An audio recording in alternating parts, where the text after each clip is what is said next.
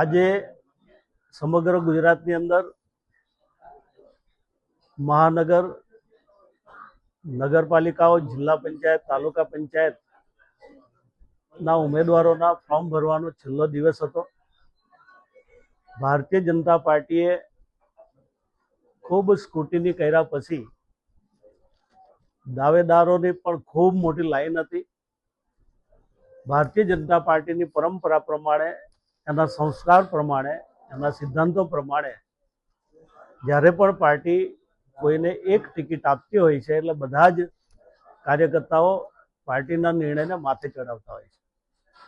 આજે સવારથી જ ખૂબ સારા માહોલની અંદર ફોર્મ ભરાયા. મને કહેતા આનંદ થાય છે કે 3 વાગ્યા સુધીમાં કોંગ્રેસની એટલી બધી મજબૂરી હતી કે એમને ઉમેદવાર શોધવા પણ મુશ્કેલ હતું. ઉમેદવાર મળે તો મેન્ડેટ કોને આપવો એ પણ પ્રશ્ન હતો. ને એના કારણે મારા મત વિસ્તારની 3 જિલ્લા પંચાયત હાલમાં બિનહરીફ છે એવું ગણાય અને 8 જેટલી તાલુકા પંચાયત મારી પાસે જે માહિતી આવી છે એ પ્રમાણે બિનહરીફ થયેલી ગણાય.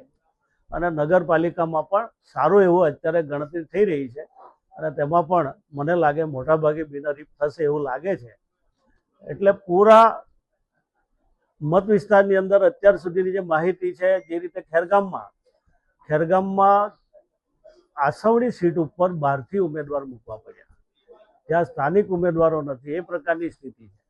એટલે દરેક જગ્યાએ ખૂબ સારું વાતાવરણ છે, કાર્યકર્તાઓમાં ખૂબ સારો ઉત્સાહ છે.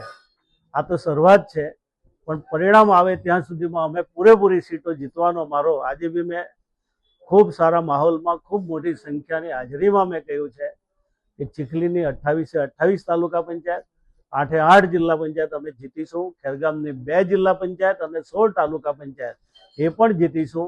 ગંડવી પૂરેપૂરું જીતી જઈશું. એ પ્રકારનો મને કાર્યકર્તાઓ પર ભરોસો છે ને એટલા માટે મને વિશ્વાસ છે. ફરીવાર જ્યાં બિનહરીફ થયા છે ત્યાં બધા જ કાર્યકર્તાઓને ખૂબ ખૂબ અભિનંદન આપું છું.